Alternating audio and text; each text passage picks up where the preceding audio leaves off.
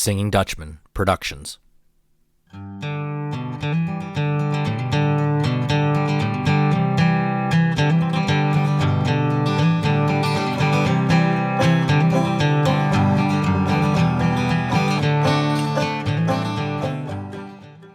Hello and welcome to Doug's Front Porch, a podcast where I get to sit down with friends, old and new, and have honest conversations. Today I welcome to the front porch Don Heminitz, an old friend, someone that I've known for a long time, but really never got to truly know him, and I want to remedy that in this episode of Doug's Front Porch. So welcome to the podcast, Don. Thanks, Doug. Thanks for welcoming me here. This is great. So let's start off by telling the audience a little bit about how we know each other. I'm going to have to give a shout out to my dear brother, Stephen, because it's through him and his previous life that we've had the chance to interact with each other. Do you want to talk a little bit about that, Don, and how you know my brother and then kind of how we got to know each other? Yeah, sure. It is going a few years ago. I met Steve quite a long time ago. Oh gosh, early 2000s maybe, but through Civil War reenacting of all things. And I started reenacting back in '99, and it was soon after that I met the 88th Pennsylvania, and that's the group that Stephen belonged to, and we went to quite a few events together, actually. Great Uh, guy, great guy. I haven't seen him in a long time. He is a great guy, one of the best, one of the best.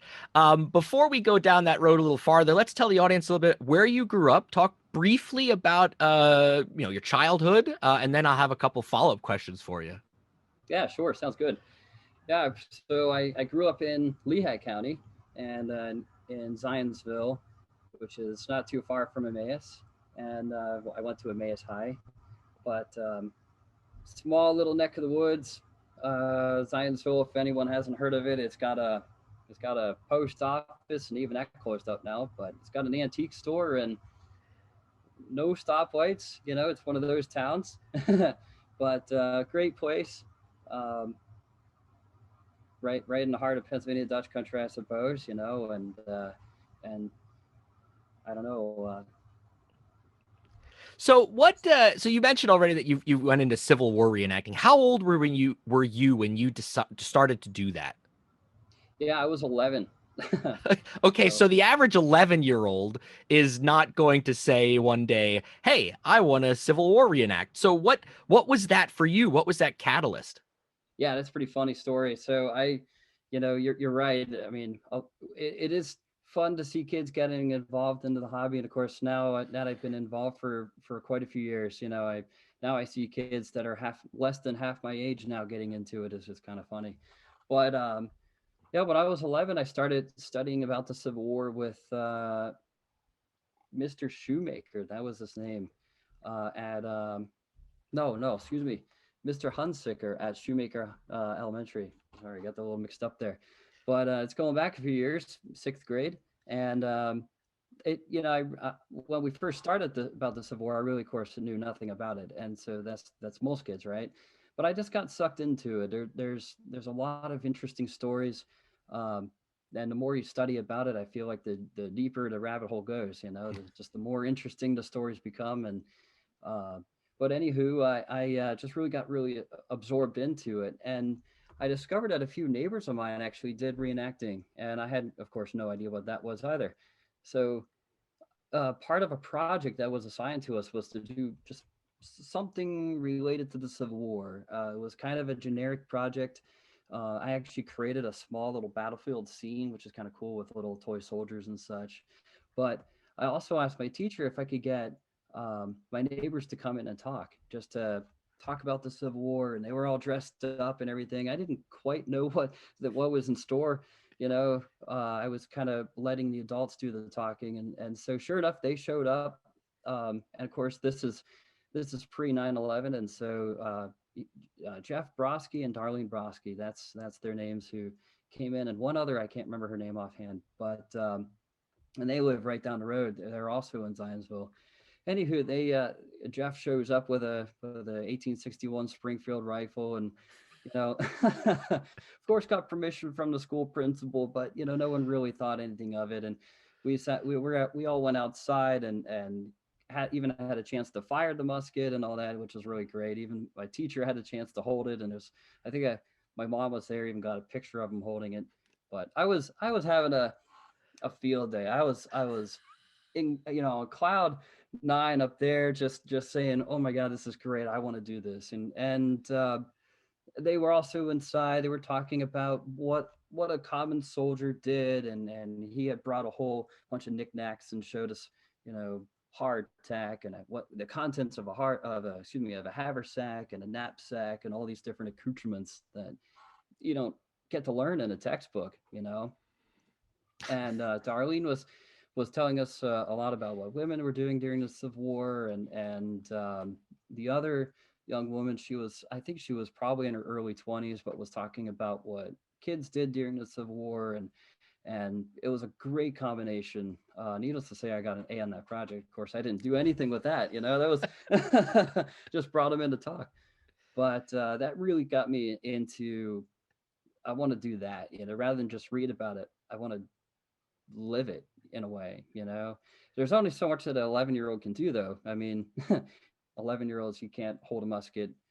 A lot of, I mean, I know for myself, I was too small to even pick it up. I was like, one of those kids where I got to pick it up and almost drop it. Mhm.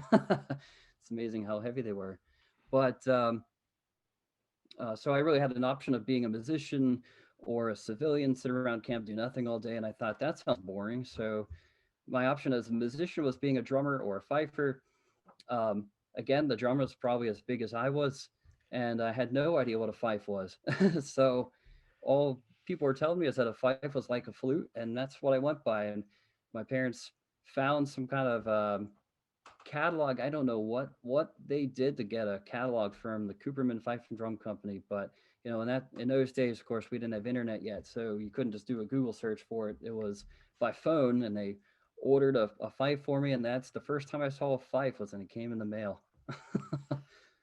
So how does that journey then? So here's your kid that you have this instrument, but you don't know what to do with it. And for people that don't know anything about flutes or fifes in particular, it's not the easiest instrument to just pick up and start blowing, because I have on more than one occasion tried to play the flute and I've tried to play a fife, and I can do it on a lot of other instruments, but when it comes to those, I don't have the right uh I can't make my mouth do what it needs to do. So I mean, that's the easiest way I can put it.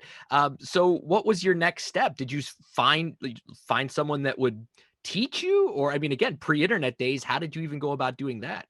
Well, I mean, so the first few years of my fifing career, if you want to call it that, was a bit special because there was no YouTube, no no idea how to look for even CDs of cores, fife and drum cores, that because I didn't even know what a core was. And so that's the other thing is about the unit that I joined in the Makunji area, um, didn't even have any other musicians. So that was the other thing that was against me. So not only did I really not know what a fife was, other than a stick with holes in it, um, but I had no teacher. I had no any kind of sound, so I had no idea what it was even supposed to sound like, and no one to ask.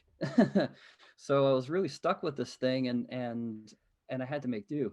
The only benefit that I had was in the fifth grade, I started on the flute, and so in public school system, right? So picked up the flute. I wouldn't exactly say I was great at it. I was a typical fifth grader on the flute, um, but I looked at the flute, I looked at this fife, and I said, they've got to sound pretty much the same, right? And so I kind of just transferred what I was learning from the flute at school. I think that was like once a week lessons, Mhm. just school lessons, nothing in particular, and trying to translate that to the fife, which was sort of successful, but I have to laugh. It was probably another few months that I met another musician. Was just another drummer. Was a drummer actually, who didn't know anything about fife except that he played with other fifers at events now and then. And all he told me was, "Well, you still got a bit to practice, but it's great to play with a musician." And I had no idea what he meant by that. um, And so I didn't know if that was a compliment or an insult. And I look back and it was quite an insult, but but he's a great guy, and stay in touch now and then. But I would say it was almost 2 years later that a year and a half to 2 years later that I met another fifer. And by that point, I had become fairly comfortable with what I was doing, with no idea what I was supposed to be doing. And like any borderline teenager, I was a bit cocky about it too. And imagine that.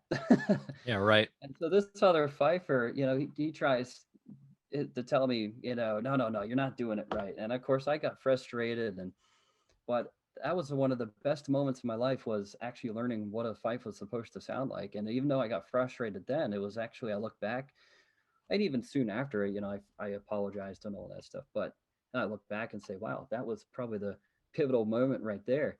And I went home and I just started learning. Can I ask one question? I was thinking about this as you were telling that story. So here you are, a young boy in public school, and you decide to play the flute.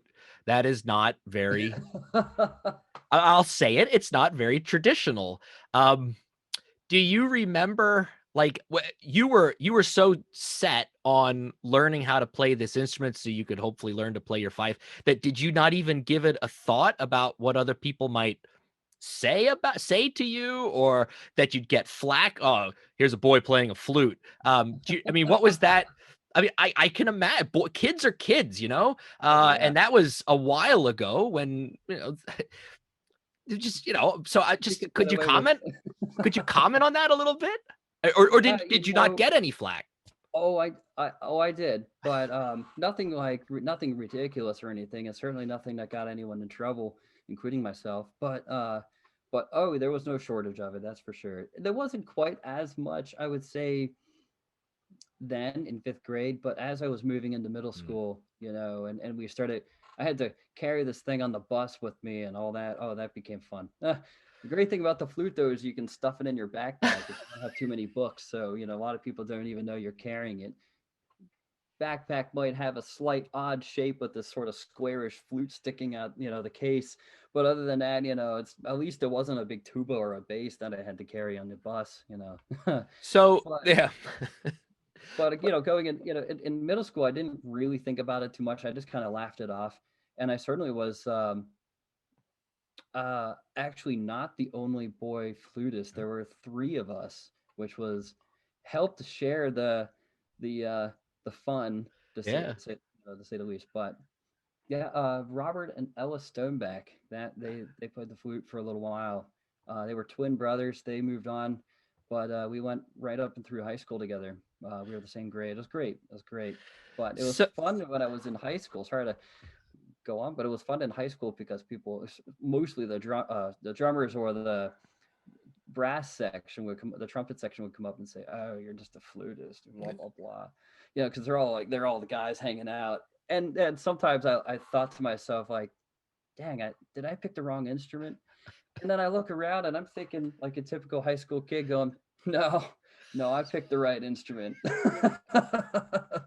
And trumpet player would come over and kind of make fun of me, and I'm like, yeah, but I'm the one that's surrounded by all the girls here. that's right. Yeah. You throw it back at them, they're like, oh, wait a minute.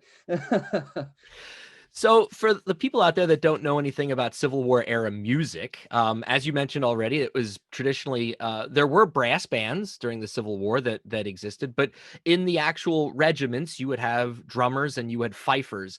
Let's give the people a quick history lesson. What was the role of a fifer during the Civil War? Non-battle time versus in battle. Yeah, that's a great question. So fife is fun and all, the play music, and certainly that's what we do today. There's no battles that people bring the fife into anymore, not that I'm aware of.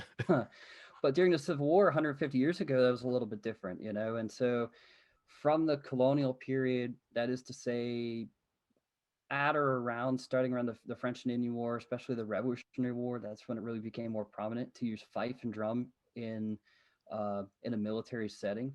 And so, from the American Revolution, the War of 1812, the Mexican War, the Civil War, fife and drum was a major component of what we call the field music, which is to say the battlefield music, so to speak, right? The music that's in the camps, on the field, they're in the mud, right with the soldiers, as opposed to your brass bands, which are a little bit more of your glorified musicians. To sit, a lot of them are more of the are professional musicians who enlisted to simply perform music. They were no different than professional musicians today. They didn't want to get their hands dirty. Are you kidding? But the field music tended to be, and because of that, professional musicians got paid a lot more. And actually, in 1861, there was a whole lot of bands that enlisted. Sometimes whole town bands would join together, and they would join, or shall we say, accompany a regiment or a company even. And so by 1862, the Union Army actually abolished all regimental and regimental bands and below, that is to say, even at the company setting, because they couldn't afford them. No. And so you did find some brigade and some division bands still exist. Some members of those bands then did actually re-enlist and became soldiers. Some of them re-enlisted and became field musicians. There's a couple records of that, which is a downgrade in pay. Both of those are. And some of them also managed to secure positions in higher level bands, in division bands or something like that, or corps bands, and carried on through the rest of their military career during the Civil War for that. But a lot of them, most of the bands went back home. And so, where was I going with that? With field music, though, it's different status. They were there with the soldiers 100% of the time. Maybe not 100% of the time. And during the battlefield setting, a lot of them ended up being called off the battlefield. So we have this envision of this 10-year-old drummer boy leading their regiment into the battle, and all the smoke, the flaming cannons and flying flags, and everyone's shouting and screaming, and here's this little 10-year-old boy beating a drum in the middle of that. While that did occur once in a blue moon, and those are the stories that became real popular, and those are the stories that really created that scene. It really is kind of a, I hate to say a romantic scene of that battle. How is that romantic? But sort of that romanticized vision of battle and glory and all that. In fact, most musicians were pulled off the field, and they went back to the hospitals to help with stretcher bearers or as orderlies or even as messengers. Or even as simple as to grab a whole bunch of canteens and bring water to the wounded, help drag wounded off. Uh, I wouldn't say that was the prettiest to scene, but I guess it's better than being shot at. Mhm. But there were times that field musicians were actually stuck out on the field, and they did end up having to move with their company or regiment, um, for a certain amount of time. Not, a lot of times where those were skirmishes or unexpected battle scenes, and the musicians didn't have a chance to get off the field, and basically caught by surprise. Yeah. Those times did occur. Planned battles were different. Again, they were pulled off. I guess the exception to that is your buglers, right? And so a lot of your bugles actually ended up staying on the field. And of course, that was your radio. And the whole reason that they stayed on the field and your fifes and drums got kicked off is because the bugle's louder. Um, the drums get lost in the sound of gunfire. The fifes get lost in the sound of everyone screaming. It's just this weird high pitched whistle thing, um, for lack of better words. Where your bugles tend to shine right through it. They have that piercing brass sound that just shines right through. And so for that reason, bugles actually remain pretty popular in military services for quite some time, up until basically the radio was invented. So even up through World War One, you saw bugles being used in the trenches and such. So by Um, the end of the Civil War, that really was kind of it for fife and drums. Is that what? Just so I have my history Absolutely. correct. Yeah. Yeah. Um, your battle, your the change of tactics, without going into full detail here, the change of tactics from 1861 through 1865 was so significant. I mean, you're going into the Civil War using the same tactics that they were using in the War of 1812, that Napoleonic shoulder to shoulder tactics, marching across an open field. What could possibly go wrong? The problem, the difference between then is they had smooth bore muskets, and so your rifles were not, your muskets were not quite as accurate during the War of 1812. And so you had to get your unit closer to the enemy to actually hit anything, or at least something you're aiming at. Um, a smoothbore musket might hit something, but not necessarily what you're aiming at until you're within a certain yardage. Whereas by the 1840s, they're starting to rifle barrels. And so the difference is these barrels are so much more accurate that they can shoot so far beyond what a smoothbore musket is. I don't have the details of that, Yeah. but it could certainly be probably found on Google. but but they were using the same tactics because that's what all the officers were trained in, um, and not realizing the devastation that was going to occur. So by the time of, I would say 1863, you still see some field maneuvers going across open field, but they're starting to learn from that. By 1865, 4 into 5, you're starting to already get trench warfare, right? And so that really kind of preset the stage for World War One. The rest of Europe was watching. They were watching and learning what was going on in this war. It was big news globally, and so the idea of World War One wasn't invented in 1914. That was taken purely from the end of the Civil War. The officers over there going, "Hey, that worked back then. We should try that." But to say that they had the same thing where the weaponry and the machinery just continued to advance, and so going into World War One, that style of warfare, while it worked in 1865, it just didn't work, and of course we have that whole fiasco of World War One. Right. But So when you were a kid and you had your fife and you're going to these Civil War reenactments, you had to learn songs, of course. How and you have to memorize them because there's no way for you to be marching and holding music at the same time. How difficult of a process was that? Or were you someone that you can play a song maybe 2 or 3 times and you have it? I know some musicians are like that, and then there's others that it takes, I don't know, 20, 30 times till you get a song memorized. What's that process like for you? Yeah, it's definitely changed over the years. I've gotten a little bit better at it. Now I can take a look at a tune and memorize it fairly quickly. I actually offered a presentation about a month ago with another fifer on the idea of learning and memorizing tunes. So it's funny you asked that. And so part of that presentation was actually my co-host offering a tune for me that I didn't entirely know what she was going to give me. Um, and so on the spot for all the people attending, this is a virtual workshop on Zoom and had quite a good attendance. But there I am on the spot, boom, spotlight's on. Okay, go. And I had to learn a whole new tune and memorize it and break it down in a narration form so people could see what I was doing. And that process took about 20 minutes.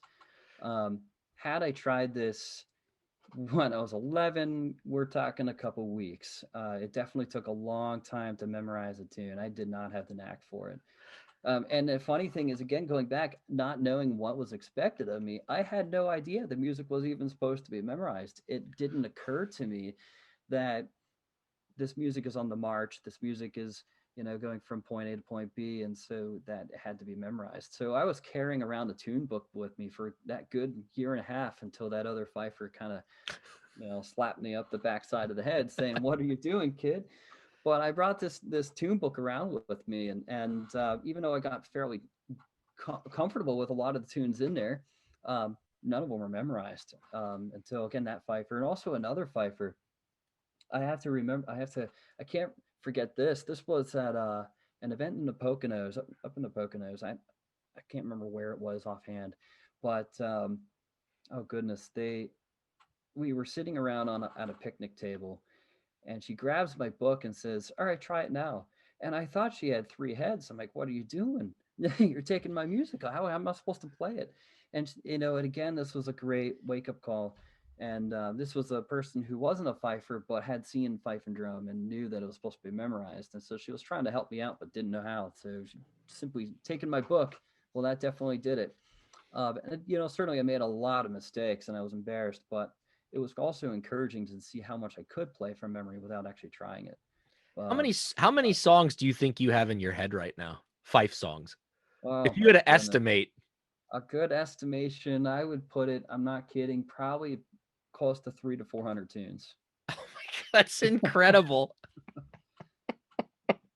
And I'm That not exaggerating. I'm not exaggerating. That is incredible. Well, as you know, and a lot of the audience knows, I play music with my good friend Chris LaRose, and he's another one of these music sponges. He can learn a song, and it sticks. Like he Yeah, doesn't have yeah. to go back. Like we'll go play a show, and he'll be like, "Hey, I just learned this one. Let's do it." And he'll have all the lyrics memorized, and Wow. he'll turn to me and say, "Okay, it's in the key of C."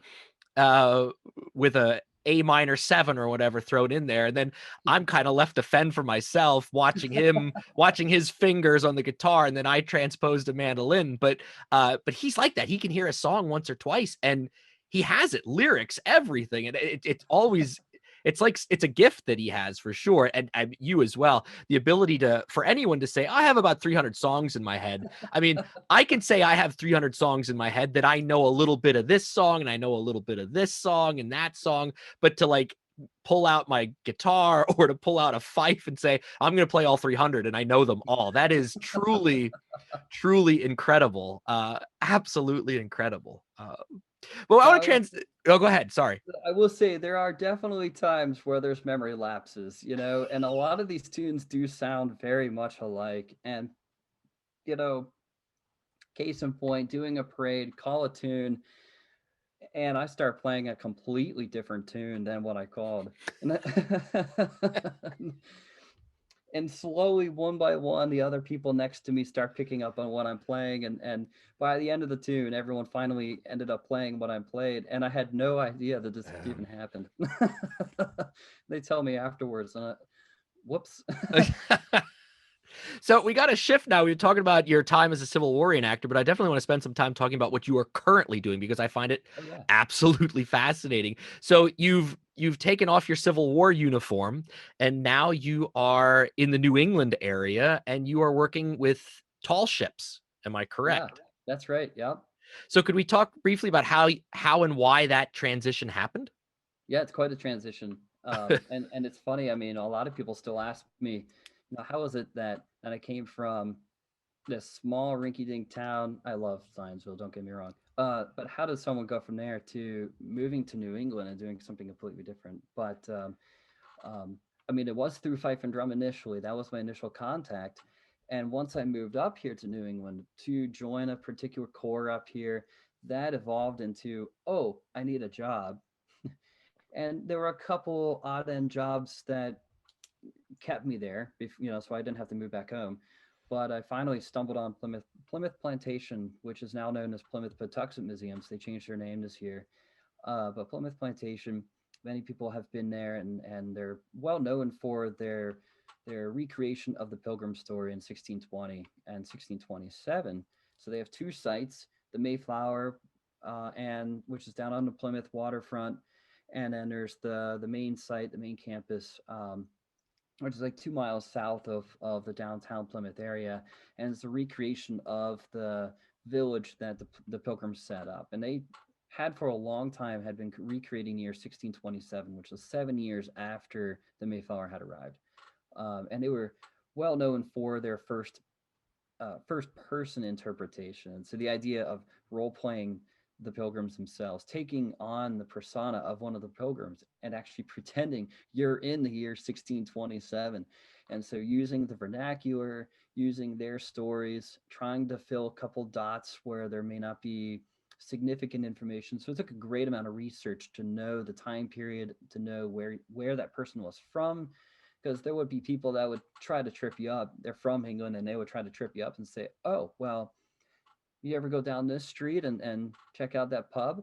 And you have to know, did that pub exist in 16, say, well, 20 or something like that, right? Or 1610 or something like that. Did that pub even exist? And some of them did, believe it or not, depending on where you're from.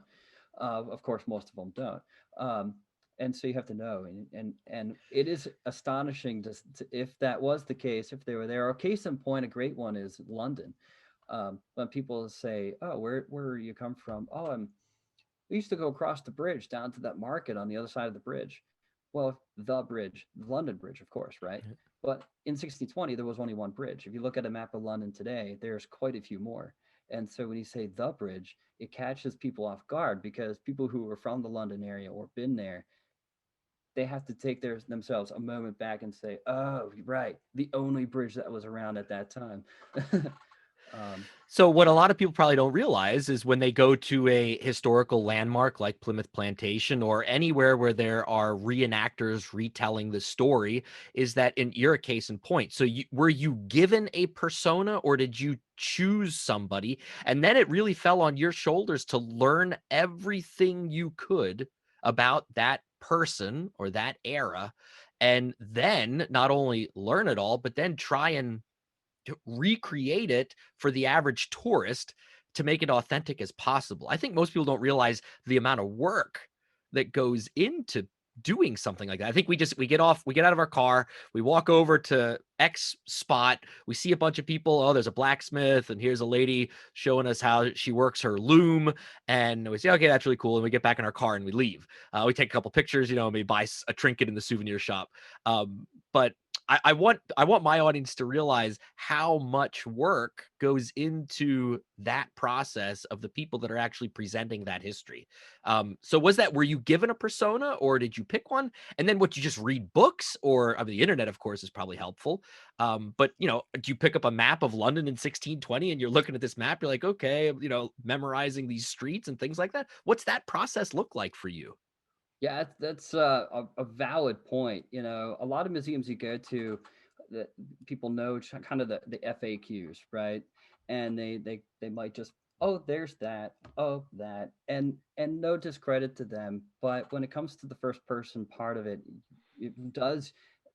Thank you for acknowledging that. It does take a lot of work, um, and so because it's one thing just to kind of reiterate a bunch of dry facts, and that's what a lot of museum guides do, um, and it loses your audience. Like, okay, I'm not going to remember three-quarters of these facts, but to turn that to spin those facts and make it sound like you're talking like yourself, but through someone else, in a way, it's definitely a different feel, right? And you really make those facts seem a whole lot more something that you can connect to and grab and feel, right? Makes it become a lot more personable.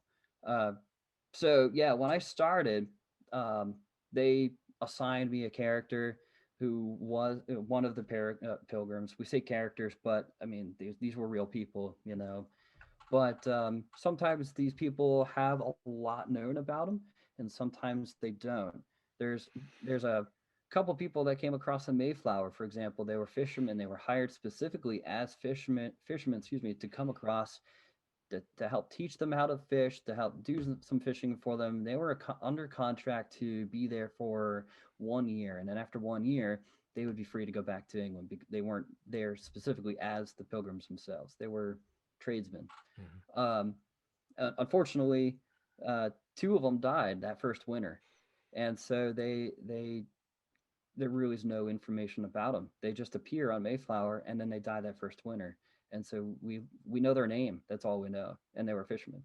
And so really, at that point, you can make up an entire backstory, and it's not to say that you're lying to the public. You want to try to make it as factual as possible. Um, but no one knows necessarily, where one of them was Thomas English, and that's one of the people I did portray. Uh, no one knows anything about him, although there's a bench named after him here in Plymouth. But aside from that, there's no information about him really. And so I came up with a backstory. I had a fun few weeks on Mayflower where I actually changed his background every week. I had to tell people, okay, today he's from the West Country. A week later, okay, he's from East Anglia. But as long as you create a sort of an authentic sort of story to go with it, then it's believable.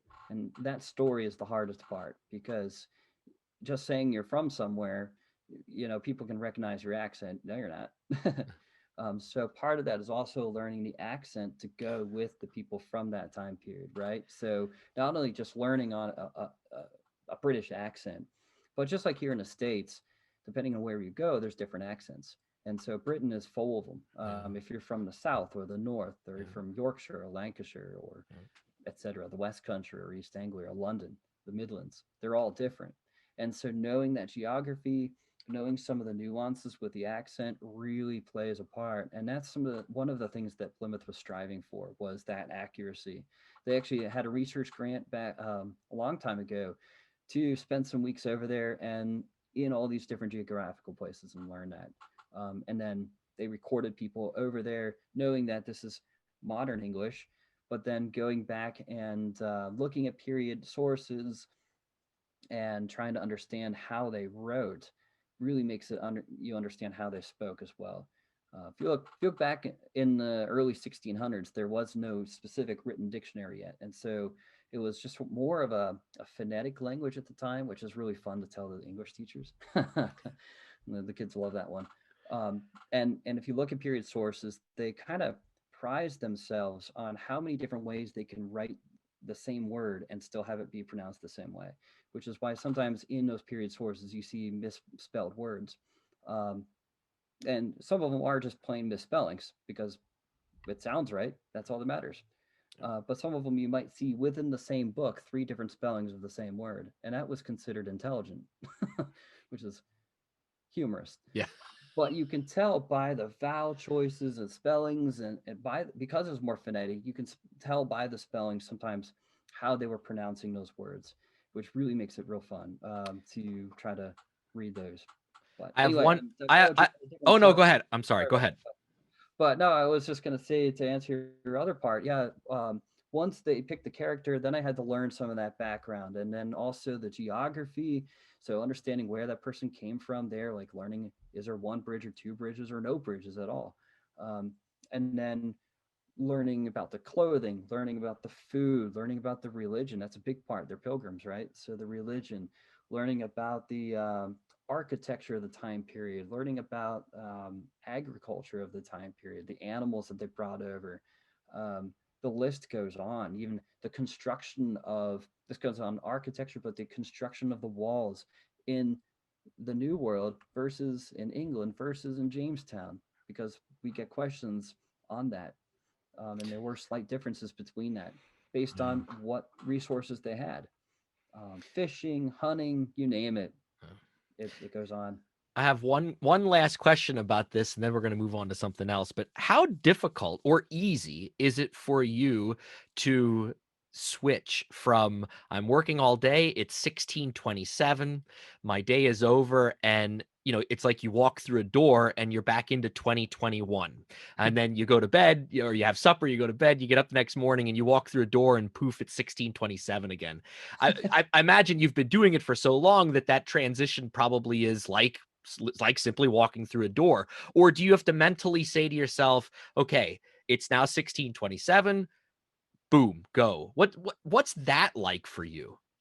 Yeah, that's a good question too. When it first started, that was definitely a big concern, and trying to remember the accent, all that stuff. It was so much information at once to try to retain that. And so once you get into the mode, you're kind of stuck there in a way, right? So for the first little while, when you leave work, it was quite often you'd hear some newer hires, myself included, still continuing in the dialect, uh, even though you're speaking in totally 21st century, but still in that English accent and not realizing it. I once went to a gas station, and I had to go inside. That it didn't print out the receipt. So I went inside and grabbed some water and some snacks while I'm in there. And I'm talking to the clerk, and I'm thinking to myself, boy, this is the longest I've ever talked to someone at a gas station. And it turned out it occurred to me halfway into the conversation that I'm still in accent. Oh my God. The guy thought I was really from England, and was wondering what I'm doing, all that stuff. And was flabbergasted that I said I lived here and all that. And oh, well, when did you get here? And I'm thinking, oh, from Pennsylvania. How do they know? So I'm like, oh, just a you know year or two ago at that time and all that. It was pretty funny. And then I realized, oh my goodness. But there was a rule in our break area: no dialect. And it was just because so many people did it, and you do that all day, and you just don't want to hear that anymore. You just want to talk like a normal person. But after a while, you totally phase that out. But there was a point, I remember one of my one of my mentors when I first started saying, you know, you've been on it long enough when you start dreaming in dialect too. And I'll tell you what, I thought he was nuts, but he wasn't. It happens. Um, and Yeah. again, same thing. You get to a point, you phase that out too. But yeah, Yeah, same thing happens with learning foreign languages. I often tell my students is like, let me know the first time you dream in German or German turns up in your dreams. And a lot of it's the same thing. They're always like, that's never gonna happen. And then every year, after a while, I'll get one or two kids, particularly ones that have been like level 2 or level 3, and they'll be like, Mr. Maidfort, I dreamt in German last night. I told you it would happen. It's crazy, but yeah. So for our listeners, if they want to come visit, and I'll put a post, I'll put a link in the show notes to Plimoth Plantation, or what the new name changes. I'm sorry, but mhm, for anyone that hasn't been up there, like you said, there's 2 separate locations. You can go to the actual plantation that recreates the village that the Pilgrims built, and then you can also go to the coast and actually see a replica of the Mayflower. And you can go on the boat, I'm sure, right? Throughout absolutely. the, yeah. Yep. Yep. So if anyone's looking for a nice getaway to that part of Massachusetts, I recommend it. I've been to Plymouth. This was before I think Don was up there, and I saw the Mayflower too. In the harbor there, so to speak, and it's really neat. Being a history buff myself, it was really interesting, and I know exactly what Don's saying. They do an excellent job at interpreting the history and making it easily digestible for someone that knows nothing about the era, knows nothing about the history, but just wants to go and see it and learn about it. So I highly recommend a trip up to see Don's place of employment, and I'm sure you will have a good time for sure. Don, I close every episode off the same way with 10 quick questions to all of my guests, and I got them all queued up for you. Are you ready? Oh, I am ready. Awesome. Let's All right. fire So away. it is no longer 1627. It's also not 1865. We are now in 2021. Number 1, what is your morning drink of choice? Oh, coffee. And how do you take it? I cream only. Yeah, Okay. I used to drink it black, but now I have a little cream there. All right. Real quick. What was the Pilgrim's drink of choice in the morning? Good question. They didn't have coffee back then. They also didn't really have tea yet either, believe it or not. We always think of the British drinking tea, but not yet. So for them, it was, I mean, in England, beer. That's always a good one. Um, but here in the New World, they really didn't have a means of making beer very well. So they're drinking mostly water in New England. Okay. Okay. Cool. Number 2, this is, I'll be curious to hear what you say on this. Who is a go-to musical artist or group for you? Wow. Like any genre or You've had a rough day. I need some music to relax, or who's that band you're always going to, or that singer you're going to be like, no matter what, they're going to make me feel great, or wow, someone you really like to listen to. You you're gonna can't be really listening. laugh at You can't be you're gonna listening to, laugh at this. okay, go ahead.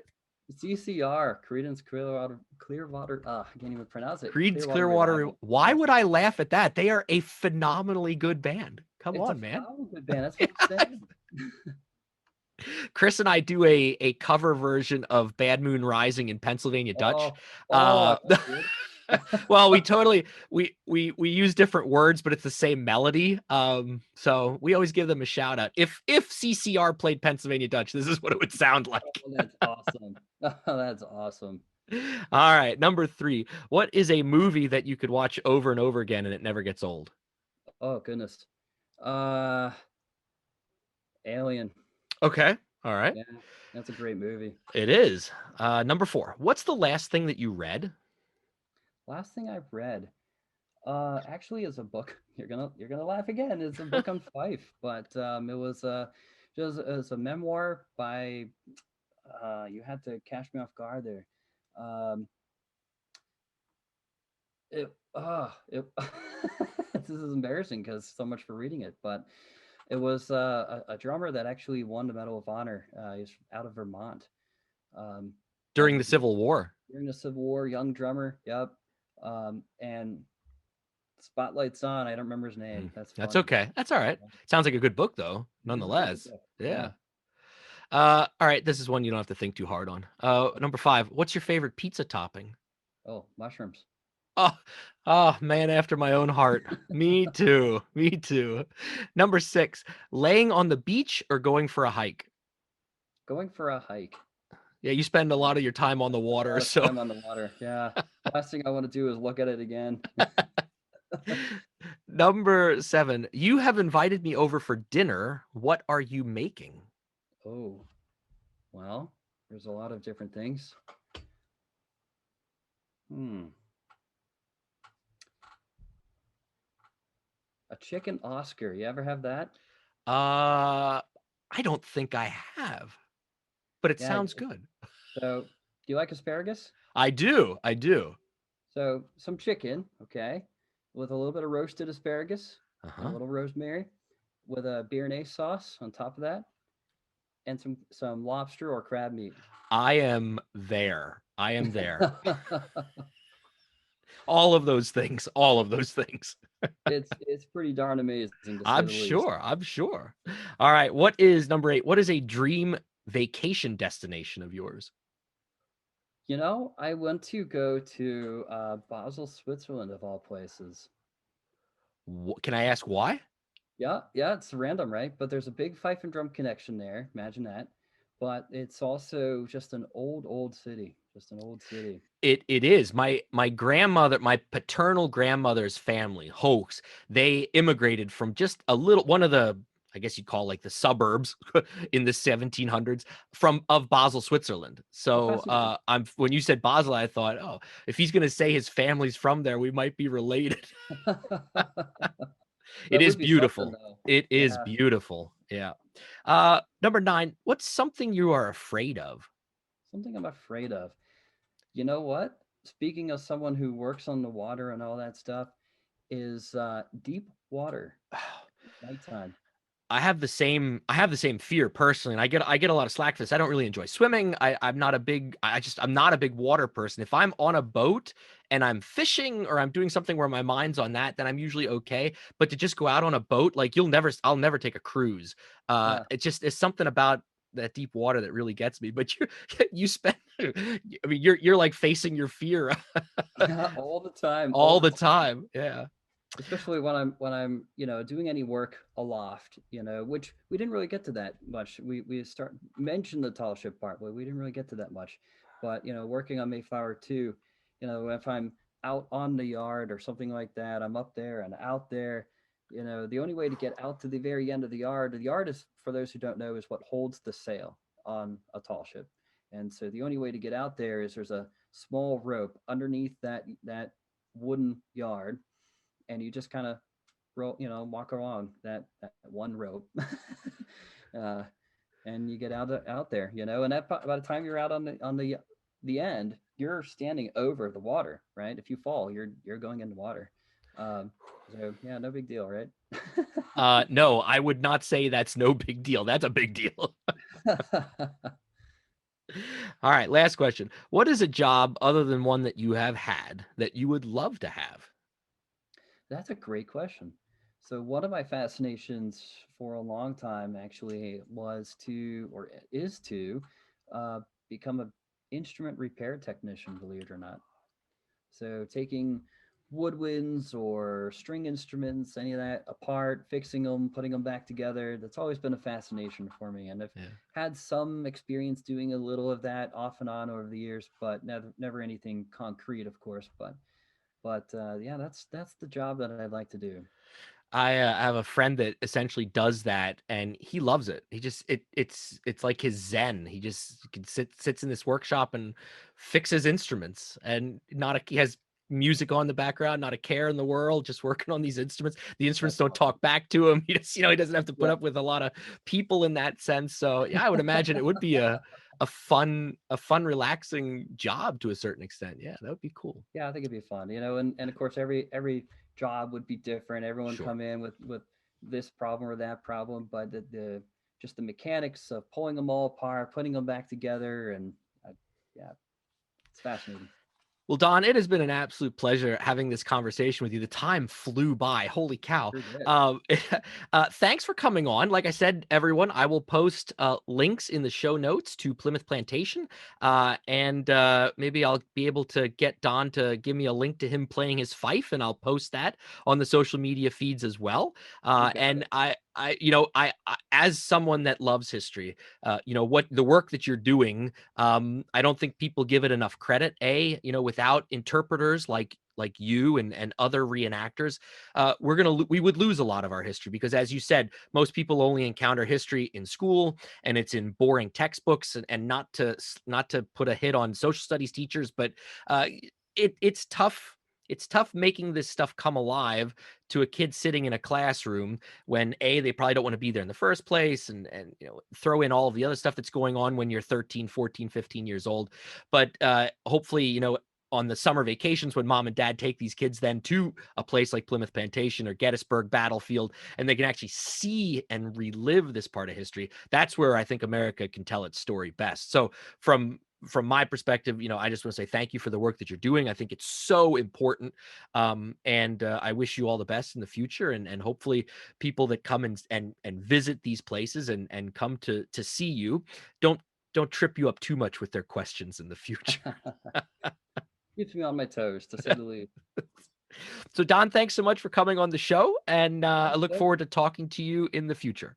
Absolutely. This has been wonderful. Thanks so much. You bet. Thank you. Take care. Thank you for listening to Doug's Front Porch, a conversational podcast with your host, Doug Maidenford. If you enjoyed this episode, I'd love for you to subscribe, rate, and give a review on iTunes, Spotify, or wherever you get your podcasts from. 5 stars only, please. Follow along on Facebook, Twitter, and Instagram. Just look for Doug's Front Porch. Also, please feel free to tell all of your friends about the show, and I'll see you all next time on my front porch.